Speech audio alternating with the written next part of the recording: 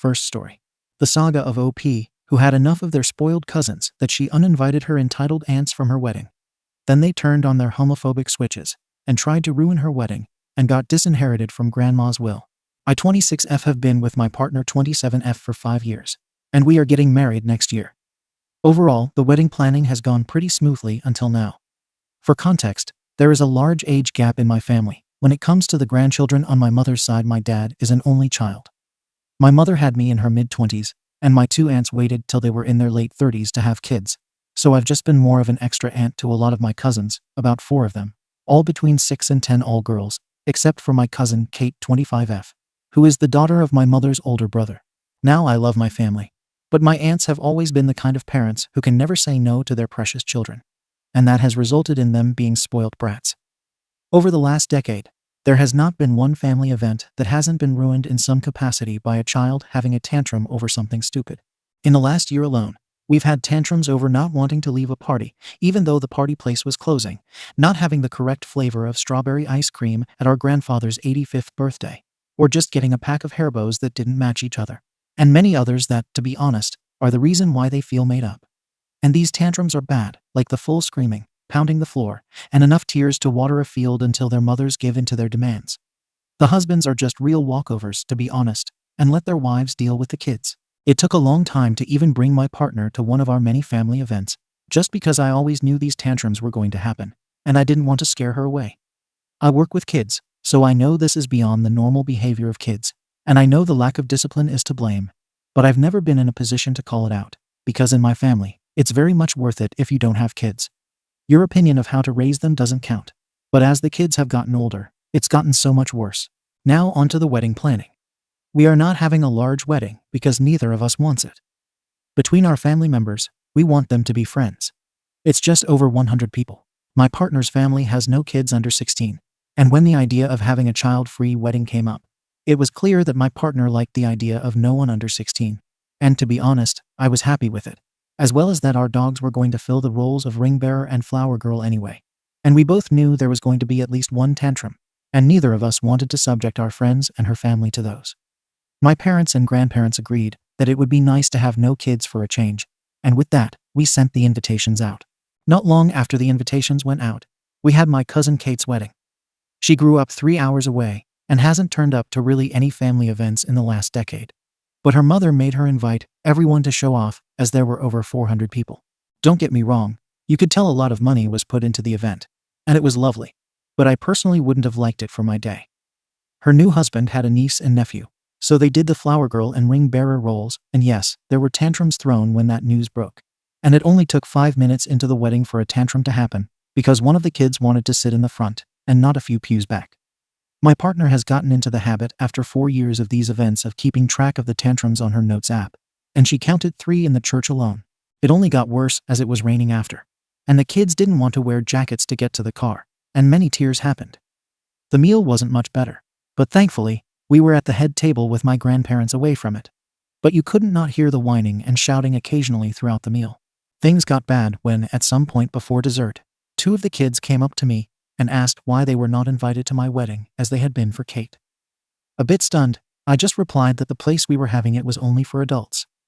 That obviously was the wrong answer, because almost immediately another tantrum about how apparently their parents had promised them they would be the flower girls at my wedding erupted. Thankfully, they were small for their age, so it was pretty easy to pick them up and move them away from the head table, which was on a stage and away from people staring. While this was happening, my parents were confronted by my aunts, asking how it was that their kids were not invited. My parents just repeated the same thing as I had said, and this also wasn't good enough. At this point, my grandfather and I were behind them with 2 of their screaming children. I honestly don't know what came over me, but I blurted it out. You really cannot see why I might not want to have your children there on my wedding day. Can you please stop discussing this right now? This is not the time, and people are already staring at us. And left. Well, let's just say that while most of my family agreed with what I said, now my aunts are refusing to attend the wedding until I apologize to them and their kids and invite them. Some family members think it was the wrong time to say anything or just apologize to keep the peace. But honestly, I don't want to, as I don't think what I said was that bad, especially considering the things I knew the groom's family was saying after the wedding from what I heard from Kate and her new husband. Update. Okay, so I never expected this post to get as much attention as it did. So yeah, here's an update. So yeah, Christmas happened. And yeah, it was apparently a SHT show. I had planned ahead of time to spend Christmas with my partner and in-laws, who live over an hour away, and then celebrate Boxing Day back at home with my parents and grandparents. But to my surprise, my mother contacted me late on Christmas Day, just to say the Boxing Day celebrations were called off after a disastrous Christmas meal with the family, which at the last minute included the aunts and the children. So apparently they had decided that as the family had been going NC in the week since the events at my cousin Kate's wedding, they were going to turn up to my great-grandmother's house for Christmas and confront me about it to my face to make me apologize for calling out their kids' behavior. They usually do their own thing at Christmas and often go to their in-laws. I forgot to mention they are married to brothers who are two of the weirdest men I've ever met. But that's a rant for another day. I guess they thought if my 99-year-old great-grandmother, my mother's mom, was present, I wouldn't refuse their demands. However, they failed to check that I might not be there, and according to my father, their faces when they realized their plan had backfired were hilarious. Obviously, their little terrors were running rampant and screaming their heads off, and one even had a temper tantrum because there were no presents for them under the tree. The aunts had turned up in the middle of the Christmas meal several hours after all the presents were opened, but apparently the kid couldn't comprehend that, according to my aunt. At one point, my great-grandmother got so annoyed at the screaming that she yanked her hearing aids out. No one in the family had thought to fill her in on what had gone down at Kate's wedding. It was one of those we all thought someone else had done, so she was a bit confused at first. She knew the wedding was childless, so she couldn't understand why they were making such a fuss about it, and wanted to just get over it. She said she'd like to enjoy the likely last wedding she'll ever attend in peace away from screaming children. My family has a very dark sense of humor. Between that and what I said earlier, I think most of my family has had enough of their crazy excuses. Obviously, after Great Granny said this, they went on about their poor angels, but they didn't have much of a leg to stand on, as pretty soon after they opened their mouths, the terrors had gotten into my grandmother's homemade baked Alaska and had dropped it, ruining the desert for everyone. Apparently, my grandfather just snapped and told them to get out and let them enjoy one family event in peace, and they needed to get their children's behavior in order if they ever wanted to be invited to another family event, as their children's behavior was out of line and was only going to backfire on them the older they got. This man had served for over 10 years in the army and another 25 years as a police officer, and it is terrifying when he snaps, so understandably they got out of there ASAP. My great-grandmother even opened one of her fancy bottles of whiskey to celebrate.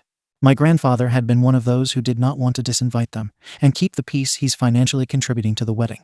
But when I got home yesterday, he gave me full permission to rescind their invitations. I had originally decided not to rescind my aunt's invitations, but to give them a warning that if they turn up with their children or try to cause a scene, they will be escorted off the property immediately.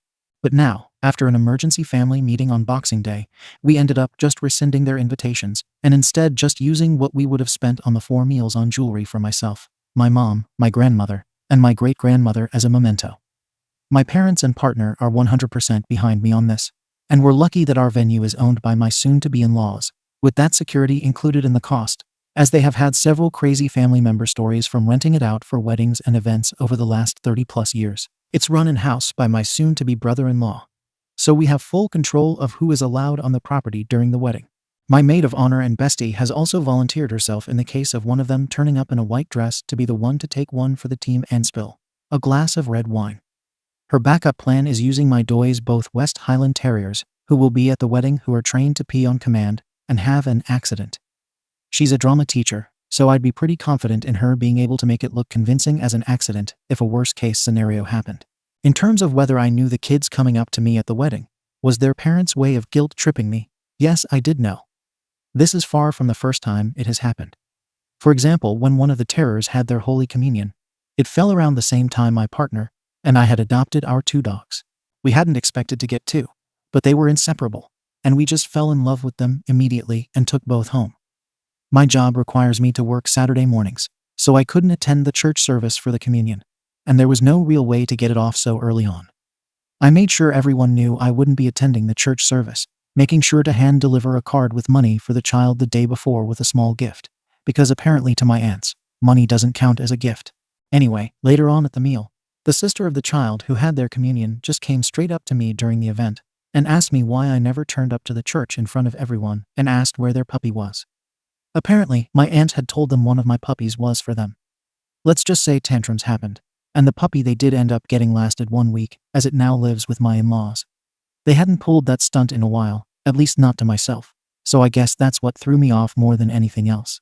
As with what was said by Kate's in-laws, not long after I got back to the table, Kate's now mother-in-law sent us over a round of drinks to help with our growing headaches.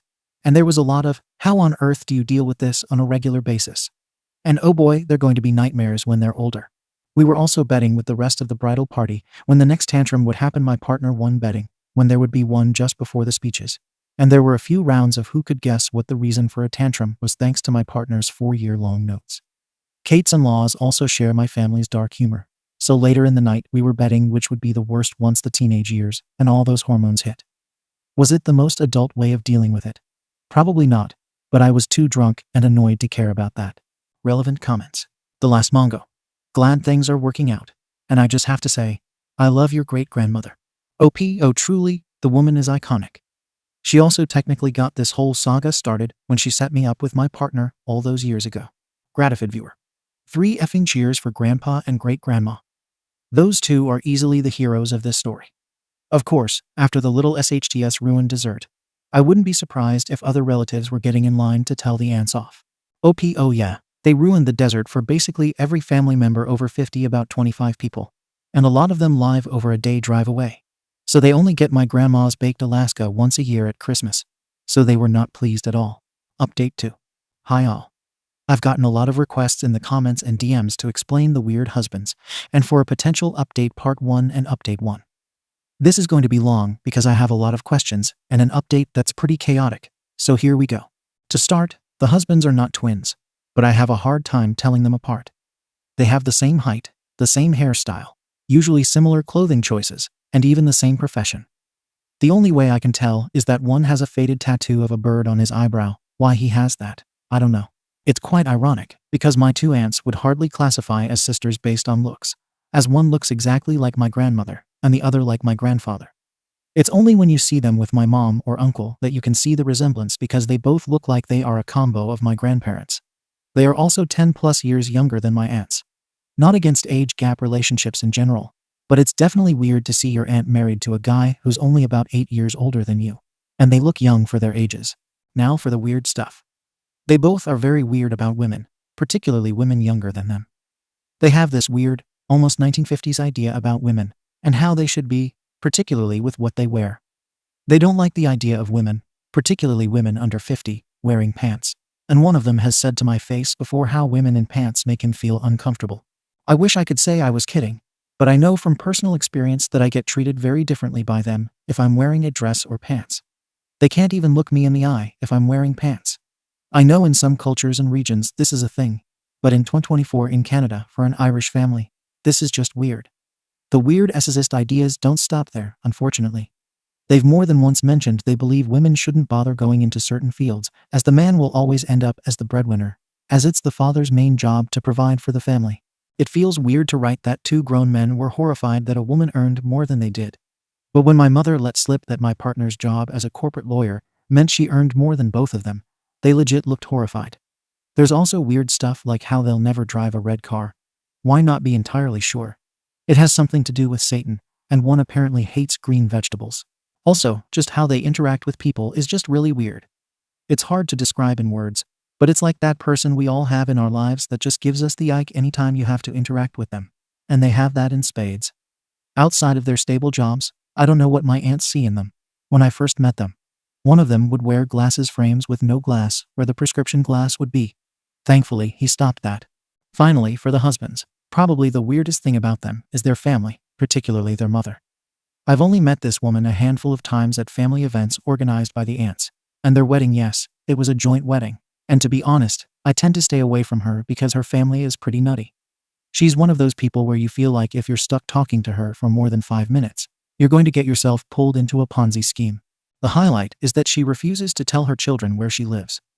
All they know is that she always flies off a flight from the same airport, and that's the extent to which they know of her whereabouts. She's still married to the dad, but they just live separately outside of holiday periods since the kids turned 18, because she doesn't believe in divorce after they had a shotgun wedding at 17, very religious, and they just don't like each other. I think my aunts like her because they see it and don't have to share her attention like they do with my grandparents. Her mother, the husband's grandmother, is also just very weird. She also carries a bottle of holy water with a photo of one of the popes on it, and she sprinkles it on people. I've avoided her at all costs after she tried to set me up with her unmarried nephew. When I was 19, he was definitely in her early 30s, because apparently she couldn't compute the idea of a gay woman in general, but especially not one having long hair and liking dresses and makeup. So about the size of the wedding, and how apparently 100 people is actually quite large. I come from an Irish Catholic family on my mother's side, and my dad is an Italian French Canadian. So any wedding that is under 300 people in my family is considered small. At my parents' wedding, there were over 500 people there. I've also had a surprising number of questions in my DMs about how the dogs are trained to use the bathroom on command. Well, to explain, my grandmother was a dog trainer for many years, training people with guide dogs. And one of the things she trained the dogs to do is if you say, busy, busy, they know that's the signal they can go to the bathroom if they need to go. Obviously, they can and will go. Otherwise, it's not just on command, but say, for example, that we live in a city, and we have about 6 spots on our usual walking route where the dogs are able to use the bathroom. So whenever we pass them, we give them the quack, and they know it's good to go if they need to. She's trained all the dogs in my family, so they all do that. I didn't think it was that weird. And now for the update, buckle up. This gets weird. The aunts. So things were eventually quiet in the days following the blow-up on Christmas Day. My aunts initially responded to the message I sent by uninviting them to the wedding with a lot of abusive text messages and phone calls. My mother stepped in and said anything they wanted to say to me would go through her, and because my aunts are scared of my mother, it stopped. We were surprised they didn't put anything on Facebook, because usually that's what happens anytime they are mad about something or someone. Overall, the rest of Christmas and New Year's were pretty great, and the headaches we had at our annual New Year's family lunch were from drinking the night before and not screaming children. Both myself and my partner don't work over the Christmas break, along with my parents, so the days following, we just kept going with the remainder of the wedding planning. My partner is very kind. A lawyer who loves a spreadsheet, my mother, a financial advisor, and my mother-in-law are wedding planners, so between them they have done like 65% of the planning. I just have to come in for all the fun parts, which, to be honest, suits me, because I do not have the brain or the patience to sit and go through the hours of budget meetings they have already done. It was after the new year that we realized the aunts didn't take the invitation to the wedding, along with the calling out from the family, as well as we would have hoped. I don't know how, but this all happened within the last week. But things started to get weird last Wednesday when I was at work, and I got a call from my partner, which in itself was weird because, given our jobs, we don't always call each other during the workday. At most, we'll send each other a text or just wait till we know the other is available, so this surprised me. Apparently, my aunts tried to contact our venue that morning and canceled, with one of them claiming to be me. I'm pretty sure they were aware that the venue is owned by my soon-to-be in-laws, but if they weren't, apparently my mother-in-law made it very clear to them.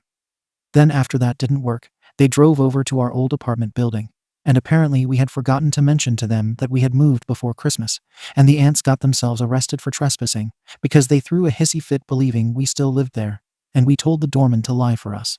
My partner lived in the building for 8 years and has a lot of friends still living there, including the doorman who contacted her about the incident to inform her. I have to give credit to my partner.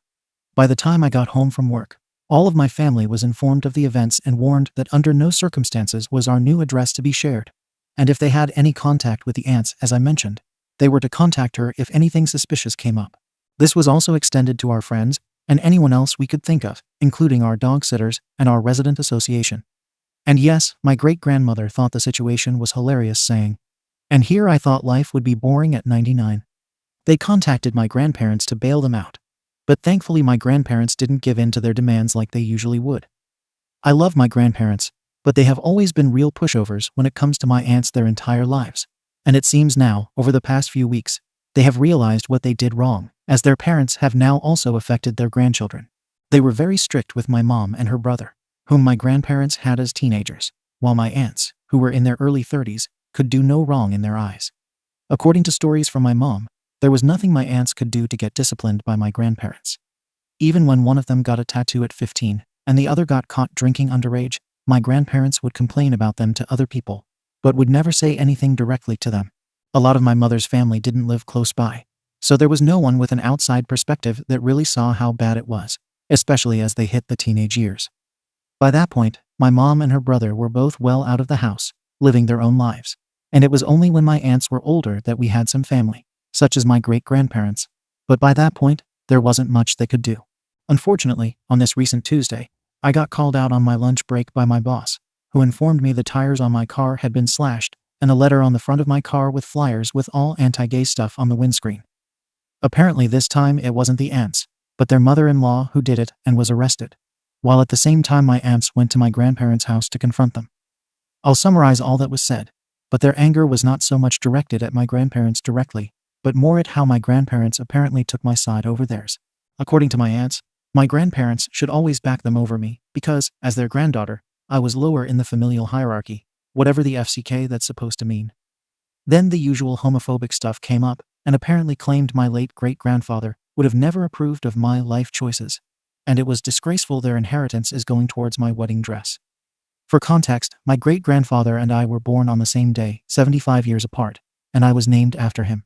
A small part of the inheritance that he had set up for me when I was born was added to a fund that he had set up for me to pay for things including my education and other things that I might need, which for me currently includes my wedding dress and now 4 new tires. He wasn't extremely rich, but he had built a successful business back in Ireland and sold it to a bigger overseas competitor in the late 1970s, which allowed him and my grandmother to follow his siblings, who had moved to the US and Canada in the years previous, to set up an even more successful business, which he sold in the 1990s. The remainder of the inheritance is put away and controlled by my great-grandmother to pay for her care and upkeep of her home until she passes, and then what remains goes into the control of my grandparents. Now for the kicker. What my aunts didn't know was that my great-grandmother was in the next room hearing everything, and she's the complete opposite of my grandparents and takes no bullshit from anyone. Once great-grandpa mentioned she was fuming if you have an Irish mammy, you know exactly what I'm talking about, and she came into the room and berated them, stating she was cutting them out of the inheritance because that's all they seemed to care about. That apparently shut them up and changed their tune, and my grandparents saw the monsters they created. My parents have joked in the past that my aunts only contact my grandparents when they want something and wouldn't even think otherwise. But it's most likely their jokes were correct. And great-granny wasn't kidding when she said she's taking them out of the will.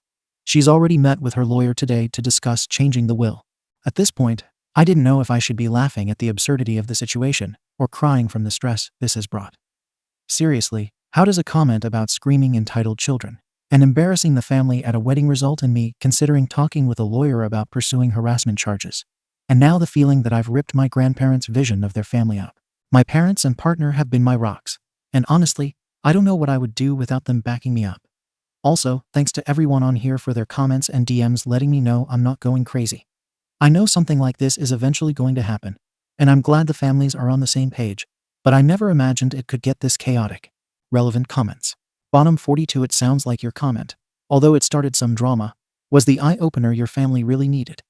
But the aunts and their in-laws sound crazy.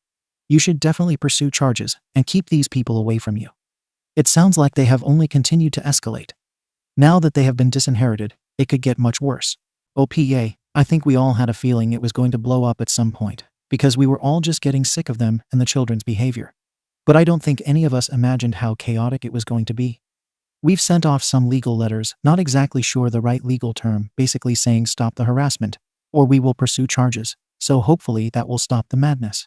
DW Great-Granny is nice and safe. She's living her best life and finishing the plans for her 100th birthday party. Second story.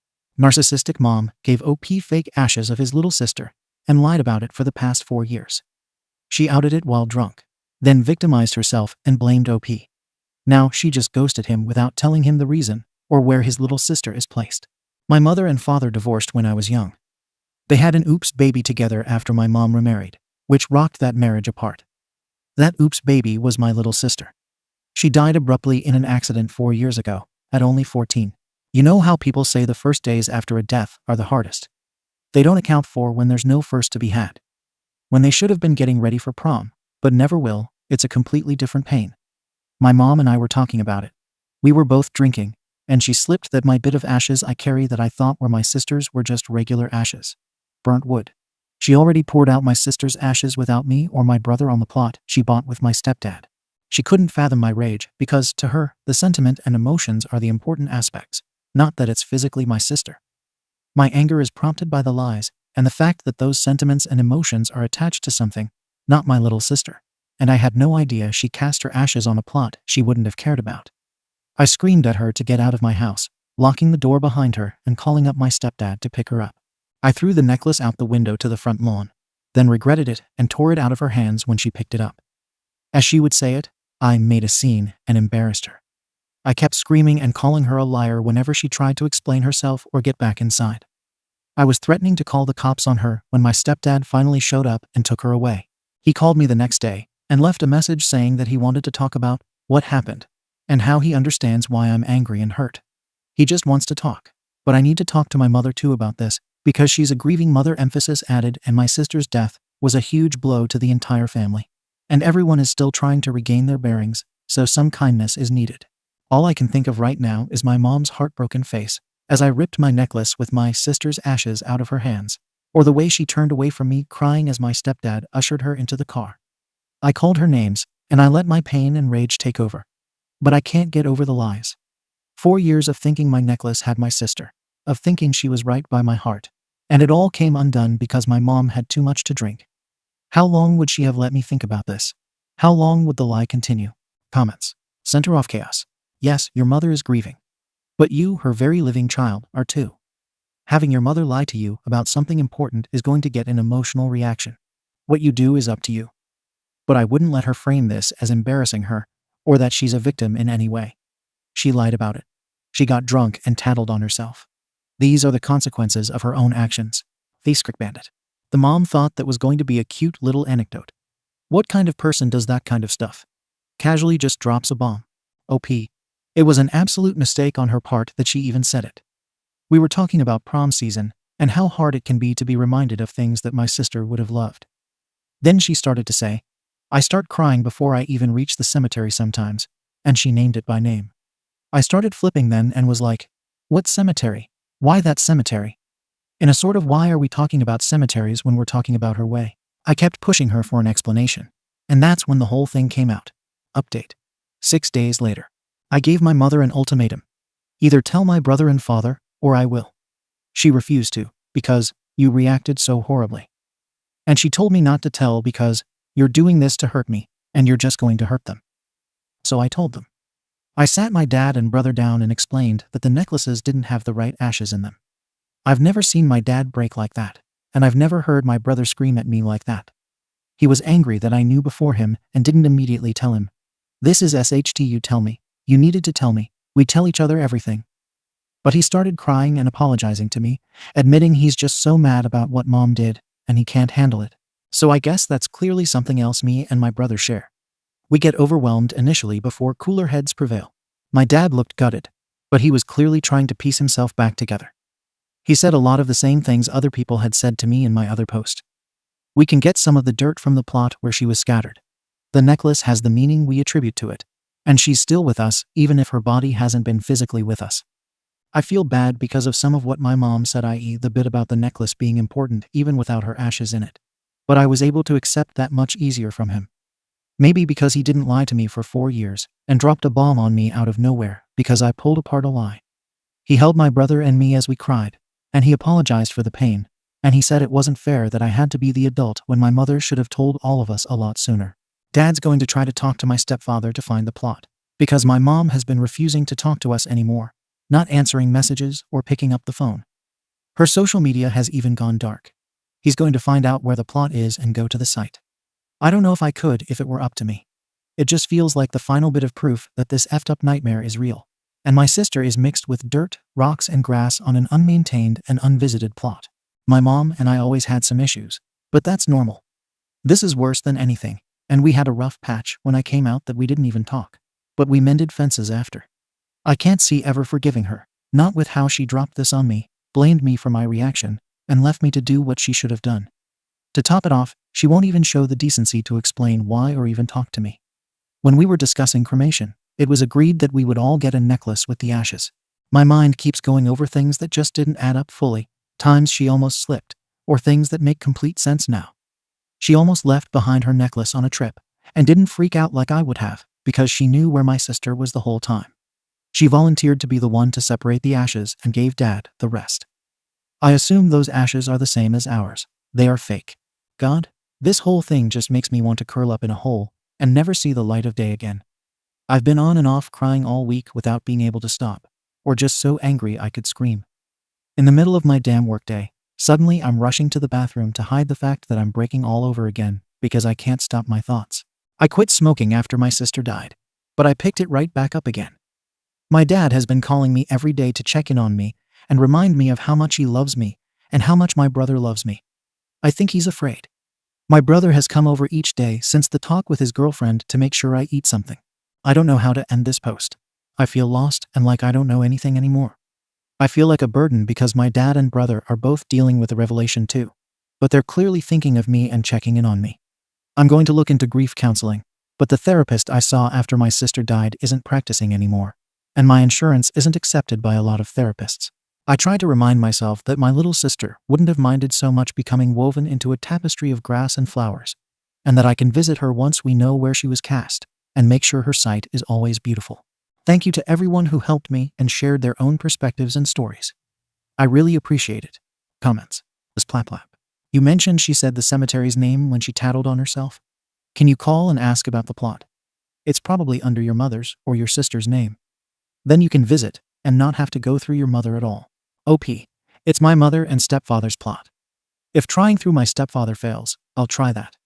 I didn't think I could just call up and say, is there an empty plot section for the so-and-so family? But it's worth trying. Family Guy 421. I am the head of a cemetery commission. Just call them up. We don't care about drama, just information. The best of luck to you, OP. Thank you so much, that means a lot. Thank you for watching the video. If you are interested in listening to these kinds of stories, we've got more in store for you. Simply subscribe to our channel, hit the like button, and share it with your friends.